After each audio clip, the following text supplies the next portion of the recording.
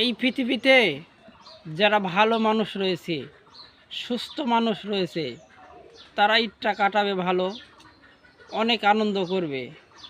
আর এটাই স্বাভাবিক, তারা স্বাধীনভাবে চলাফেরা করবে। আমি দোয়া করি সবার স্বপ্ন হয় যেন পূরণ, সবার কষ্ট যেন দূর হয়। কিন্তু কখনো আপনারা ভেবে দেখেছেন যারা অচল মানুষ রয়েছে এই সমাজে, প্রতিবন্ধী মানুষ রয়েছে, তাদের ঈদ কীভাবে কাটবে? একটিবার দেখুন, মানবিক দৃষ্টিতে তাদের পাশে একটু বসুন। অচল মানুষের একমাত্র সঙ্গী তাদের চোখের পানি।